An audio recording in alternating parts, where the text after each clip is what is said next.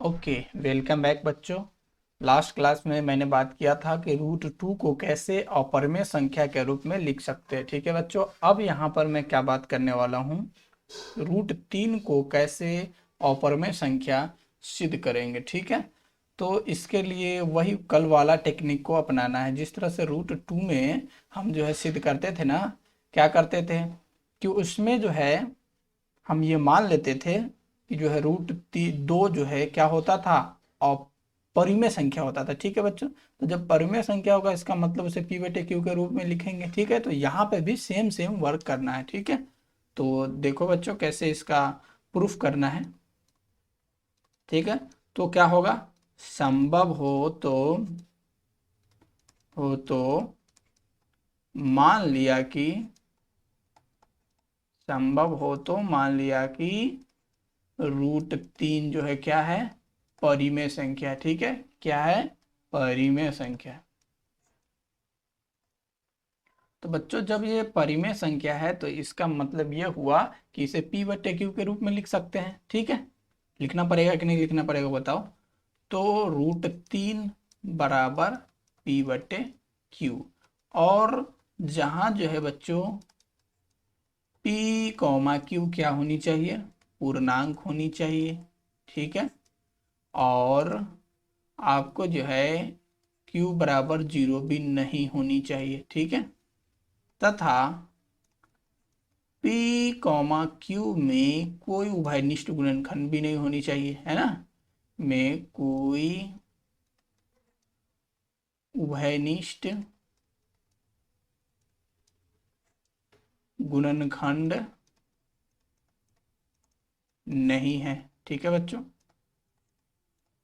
ये तो परिमेय संख्या का परिभाषा है। ठीक है बच्चों, तो इसका मतलब है कि जब हम इसे रूट तीन को p बटे क्यू के रूप में लिखेंगे, तो जब इसको क्रॉस मल्टीप्लाई करेंगे यानी तिरछा तार से गुना करेंगे तो ये कितना आएगा, रूट थ्री क्यू बराबर p। ठीक है बच्चों, अब क्या करेंगे, दोनों तरफ क्या कर देंगे, वर्ग। ठीक है बच्चों, दोनों तरफ वर्ग करने पर, ठीक है बच्चों, दोनों तरफ वर्ग करने पर, अब दोनों तरफ जैसे ही वर्ग करेंगे तो ये हो जाएगा रूट तीन क्यू, और इसका है ये स्क्वायर, और इधर हो जाएगा p का होल स्क्वायर। तो ये रूट तीन का स्क्वायर तीन होता है और क्यू का स्क्वायर क्यू स्क्वायर होता है, और ये किसके बराबर हो जाने वाला है, पी स्क्वायर के बराबर। ठीक है बच्चों, तो यहां से इसको हम समीकरण वन मान लेते हैं। ठीक है बच्चों, तो यहाँ जरा ध्यान से देखो,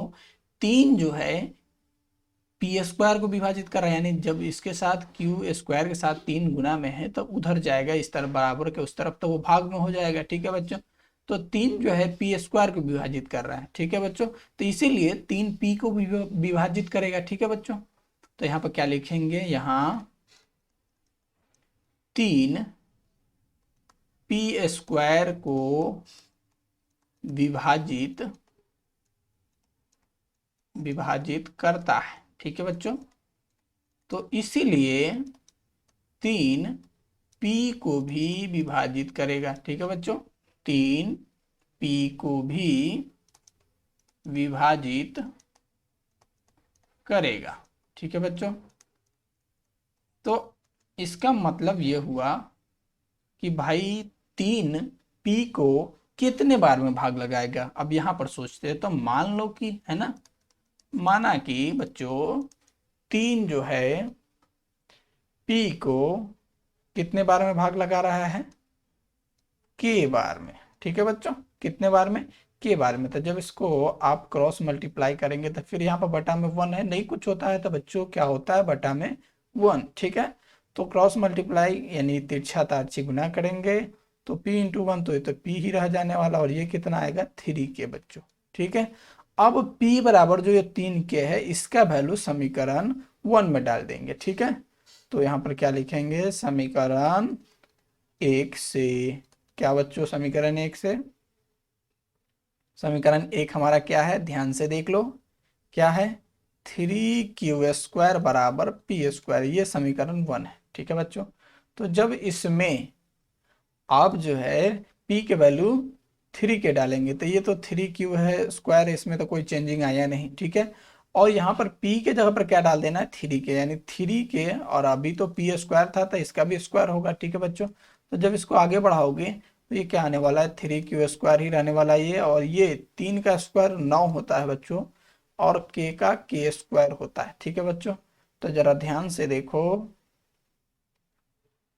यहाँ पर जब इसको आगे बढ़ाओगे तो क्यू स्क्वायर बराबर 9/3 क्यों हुआ, क्योंकि 3 क्यू स्क्वायर के साथ गुना में था तो उधर जाने पर भाग में हो जाएगा, ठीक है बच्चों।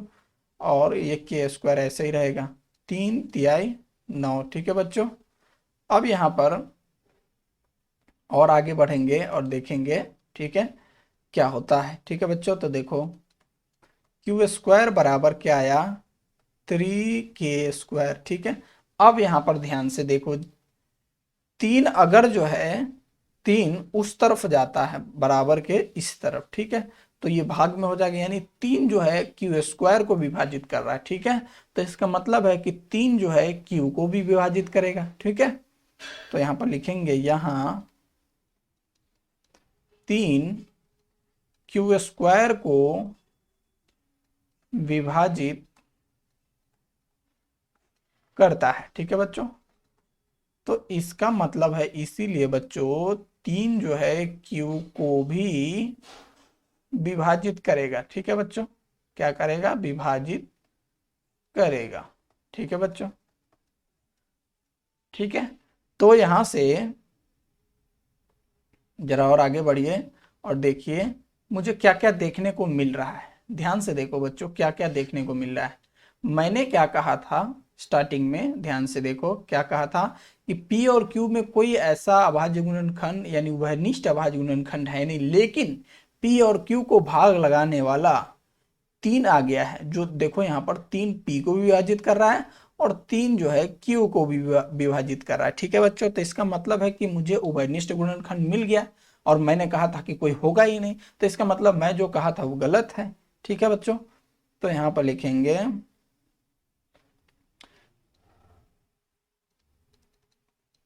अतः हमारी मान्यता गलत है कि P, Q में कोई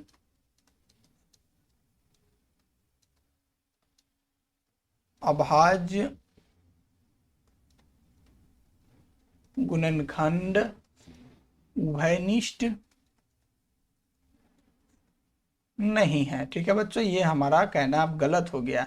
इसीलिए बच्चों जब हमारा कहना ही गलत हो गया, इसका मतलब जब हम माने थे क्या कि √3 जो है परिमेय संख्या था, इसका मतलब जब हम कह रहे वही बात गलत है तो वो भी कह रहे वो भी गलत है, ठीक है बच्चों। इसीलिए बच्चों √3 क्या हो जाएगा, अपरिमेय संख्या, ठीक है बच्चों।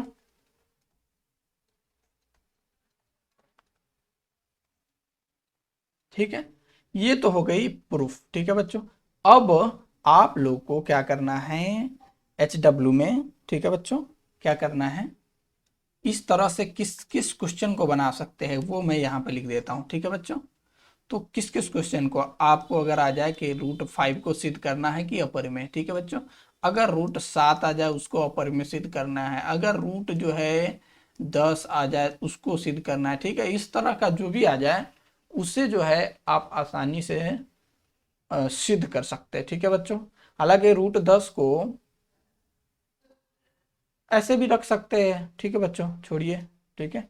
तो इस तरह का जो भी क्वेश्चन आएगा उसे जो है सॉल्व करने के लिए यानी प्रूफ करने के लिए जो मैंने अभी तक बताया उस टेक्निक का इस्तेमाल करना है, ठीक है बच्चों। अब एक और क्वेश्चन का डिस्कस करते हैं जो दूसरे टाइप का क्वेश्चन है, ठीक है बच्चों। क्या है, जरा ध्यान से देखो, ये रहा। क्या है क्वेश्चन, कि सिद्ध करे कि √2 जो है, सॉरी 1/√2 अपरिमेय संख्या। अभी तक बटा उटा वाला कोई नहीं आया था, अब यहाँ पर बटा वाला आ गया। क्या है ये, 1/√2, ठीक है बच्चों। अपरिमेय संख्या प्रूफ करना है, तो कैसे इसको प्रूफ करेंगे, ठीक है बच्चों। तो इसका भी प्रूफ देख ही लेते हैं, ठीक है बच्चों। कैसे करेंगे ध्यान से देखो। पहले जो मेरा वही सेम काम वही रहने वाला है, ठीक है बच्चों। यानी जो मेरा पहले अप्रोच था वही अप्रोच यहाँ भी रहने वाला है। यहाँ भी हम उल्टा लेकर चलेंगे। जब मुझे अपरिमेय सिद्ध करना है, इसका मतलब हम इसको परिमेय मान के चलेंगे, लेकिन बाद में हमसे गलती हो जाएगी और गलती होने के बाद हम कहेंगे कि भाई सॉरी माफ कर दो, ये जो है परिमेय नहीं है, अपरिमेय है, ठीक है। तो वही काम यहाँ पे भी करने वाले, ठीक है। तो यहाँ पर क्या करेंगे, सबसे पहले मान लेंगे कि संभव हो तो बच्चों, संभव हो तो माना कि, ठीक है बच्चों, क्या 1/√2 क्या है, परिमेय संख्या, ठीक है बच्चों, क्या है, परिमेय संख्या है, ठीक है बच्चों। तो जब ये मान लिया तो इसका मतलब है बच्चों कि 1/√2 को हम p/q के रूप में लिख सकते। क्यों? क्योंकि बच्चों सॉरी 1/√2 को हमने क्या माना है, परिमेय संख्या, तो इसे p/q के रूप में लिखेंगे। तो जहां जो है बच्चों p, q क्या होनी चाहिए, पूर्णांक होनी चाहिए। ये डायलॉग आपको हर वक्त लिखना ही पड़ेगा जब भी आप अपरिमेय सिद्ध करेंगे तो, ठीक है बच्चों। इसे आप दिमाग में बिल्कुल फिक्स ही कर ले, ठीक है। पूर्णांक है बच्चों और q बराबर नहीं है 0, ठीक है। तथा बच्चों p, q में कोई उभयनिष्ठ गुणनखंड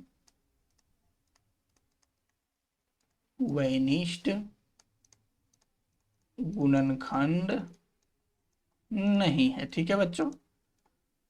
ये इतना तो परिमेय संख्या का डायलॉग है, ठीक है। आप डायलॉग ही समझे इसे, ठीक है। तो इसका मतलब है बच्चों, जब इसे आगे थोड़ा सा और बढ़ाएंगे तो 1/√2 बराबर ये p/q हमने लिखा है, ठीक है। तो इसका मतलब है जब इसको आगे बढ़ाएंगे तो क्रॉस मल्टीप्लाई करेंगे तो ये क्या हो जाएगा, q बराबर √2p, ठीक है बच्चों। अब क्या करेंगे, दोनों तरफ क्या कर देंगे, वर्ग, ठीक है बच्चों, दोनों तरफ वर्ग करने पर, ठीक है बच्चों, दोनों तरफ क्या कर देंगे, वर्ग, ठीक है। तो जब दोनों तरफ वर्ग करेंगे तो इसका मतलब है कि यहाँ पर आने वाला है q का स्क्वायर होने वाला और इधर √2p का स्क्वायर होने वाला है, ठीक है बच्चों। जब यहाँ पर स्क्वायर करेंगे तो ये क्या होने वाला है, ध्यान से देखिए, ये होने वाला है q² और ये होने वाला है √2 का, अगर स्क्वायर करते हैं तो वो 2 हो जाता है और p का p² होगा। इसको समीकरण 1 मान लेंगे, ठीक है बच्चों। तो जरा यहाँ पर फिर से वही बात है कि देखो बच्चों, जब 2 इसके साथ गुना में इधर जाने पर भाग में हो जाएगा, इसका मतलब 2 जो है q² को विभाजित कर रहा है, तो इसका मतलब है 2 q को भी विभाजित करेगा। तो यहाँ क्या लिखेंगे कि यहाँ बच्चों 2 q² को विभाजित करता है, ठीक है। तो इसका मतलब है बच्चों कि 2 जो है q को भी विभाजित करेगा, ठीक है, q को भी विभाजित करेगा, ठीक है ना। अब भाई q को कितने टाइम में विभाजित करेगा, यानी कितने बार में भाग लगाएगा वो सोचना है। तो मान लिया कि बच्चों कितने बार में, k बार में, ठीक है बच्चों। माना कि 2 जो है q को कितने बार में भाग लगा रहा है, k बार में, ठीक है। तो इसका मतलब जब इसको क्रॉस मल्टीप्लाई करेंगे यानी तिरछा तार गुना, तो ये क्या होने वाला है, q बराबर 2k, ठीक है। अब q बराबर 2 के समीकरण 1 में डाल देंगे, ये रहा ना q, इसके जगह पर डाल देंगे, ठीक है। q बराबर क्या डाल देंगे, 2k। तो समीकरण 1 क्या है, यहाँ लिखेंगे, क्या लिखेंगे बच्चों, समीकरण 1 से, ठीक है बच्चों। समीकरण 1 हमारा क्या है, q² बराबर 2p², ठीक है ना। अब यहाँ पर q की वैल्यू कितनी डाल देनी है बच्चों, q की वैल्यू 2k डाल देना, यानी 2k तो रहने वाला ये q के जगह पर, और ये होल स्क्वायर है तो होल स्क्वायर ही रहेगा, यानी ये 2p² हो जाएगा। अब इसे जब हम आगे बढ़ाएंगे तो ये क्या होने वाला है, 2 का स्क्वायर 4 होता है और k का k² हो जाएगा, ये 2p² हो जाएगा। बच्चों आप ध्यान से देखो, 2 इसके साथ गुना में तो इधर आने पर भाग में हो जाएगा, इसका मतलब 4k²/2, ठीक है बच्चों, और इधर क्या हो जाना है, p², ठीक है बच्चों। तो जब इसको और आगे बढ़ाएंगे तो यहाँ से बच्चों 2 से ये 2 टाइम कट गया, ठीक है। तो यहाँ से आ गया 2k² बराबर p²। अब बच्चों ध्यान से देखो, यहाँ 2 फिर इसके साथ गुणा में है, तो इसका मतलब इधर जाने पर भाग में हो जाने, यानी कहने का मतलब क्या हुआ कि 2 जो है p² को विभाजित कर रहा है, ठीक है बच्चों। तो इसका मतलब 2p को भी विभाजित करेगा, है ना। तो वही लाइन यहाँ पर लिखना होगा, ठीक है। क्या लिखोगे, ध्यान से देखो, 1 मिनट 1 पेज इंसर्ट, एक पेज इंसर्ट करता हूँ, ठीक है बच्चों। Okay okay okay.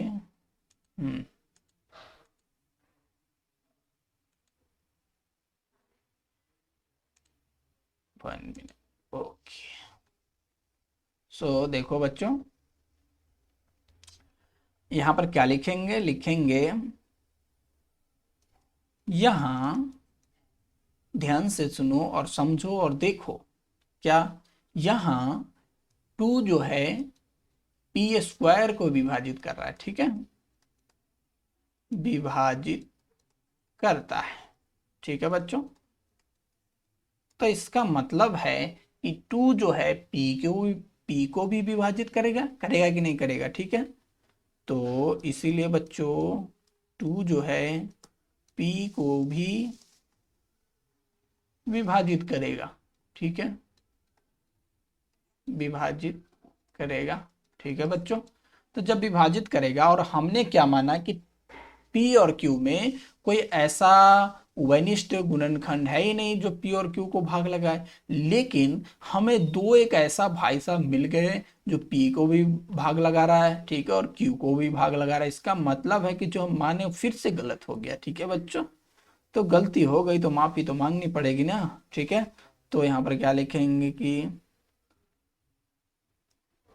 अतः हमारी मान्यता, अतः हमारी मान्यता गलत है कि पी क्यू में कोई वैनिष्ठ गुणनखंड नहीं है। ये हमारी मान्यता हो गई गलत, और जब गलत हो गई तो माफी तो मांगेंगे, ठीक है, यानी हमारी मान्यता तो गलत हो गई, ठीक है बच्चों। तो अर्थात बच्चों 1/√2 क्या हो जाएगा, अपरिमेय संख्या, ठीक है बच्चों, अपरिमेय संख्या है, ठीक है बच्चों। अब इससे रिलेटेड किस तरह के क्वेश्चन हम सॉल्व कर सकते हैं उस पर सोचेंगे, तो उसे भी मैं होमवर्क दे देता हूं, ठीक है बच्चों, घर पे खूब सॉल्व करने का, ठीक है, धूम मचा के सॉल्व करने का, ओके। सो क्या क्या होमवर्क इससे रिलेटेड आपको पूछा जा सकता है कि 1/√3 को आप अपरिमेय सिद्ध करें, ठीक है। आपको पूछा जा सकता है 1/√5 को अपरिमेय सिद्ध करें, आपसे पूछा जा सकता है 1/√7 को अपरिमेय सिद्ध करें। ये सभी क्वेश्चन जो है, जैसा कि मैं अभी 1/√2 को सिद्ध किया ना, सेम टू सेम काम यहाँ पे भी करना है, ठीक है बच्चों, ओके। सो नेक्स्ट टाइप के क्वेश्चन मैं अगली क्लास में लाऊंगा, ठीक है। तब तक के लिए bye, thank you for watching, मिलते हैं नेक्स्ट वीडियो में, ओके।